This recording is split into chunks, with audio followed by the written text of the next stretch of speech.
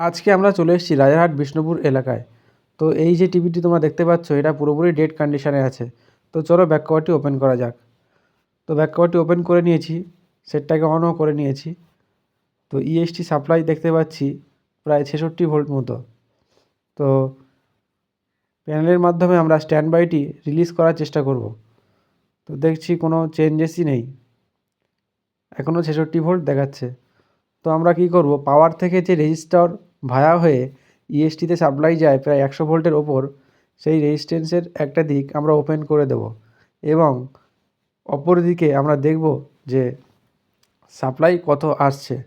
এর উদ্দেশ্য একটাই যে আনলোড কন্ডিশানে সাপ্লাই কত বার হচ্ছে। তো দেখতে পাচ্ছি আনলোড কন্ডিশানে 72 ভোল্ট মতো শো করছে। এবার একবার চেষ্টা করব স্ট্যান্ড বাই রিলিজ করার, তো কোনো কাজই হচ্ছে না। তো এরপর আমরা দেখে নেব প্রিসেটটি। এই প্রিসেটটি আমরা চেঞ্জ করে দেখব, কেননা ম্যাক্সিমাম ক্ষেত্রে এটাই প্রবলেম হয়। তো আমরা প্রিসেটটি চেঞ্জ করে নিলাম। 2K প্রিসেট আছে, অর্থাৎ ভেরিয়েবল রেজিস্টর।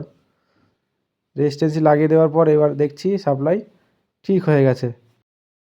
ইএসটি সাপ্লাই দেখতে পাচ্ছি 105 ভোল্ট। এবার দেখে নেব ক্যাথোড সাপ্লাই RGB 185 ভোল্ট, একদম পারফেক্ট আছে, অর্থাৎ সাপ্লাই ওকে হয়ে গেছে। এরপরে আমরা বোর্ডে থাকা বিভিন্ন যে ড্রাই থাকে সেগুলোকে ভালোভাবে আমরা সোল্ডারিং করে নেব, কেননা কাজের গুণগত মান সবসময় ভালো রাখা দরকার। এবং তোমরা যদি সোল্ডারিং ভালো করে না করো, পরে গিয়ে প্রবলেম আবার রিপিট হতে পারে। তো এই যে দেখতে পাচ্ছ এটা হচ্ছে ভার্টিক্যাল সেকশানের একটা ক্যাপাসিটর, একটু উইক ছিল, তো আমরা এটাকে চেঞ্জ করে দেবো যাতে একটা প্রবলেমের জন্য বারবার না আসতে হয়।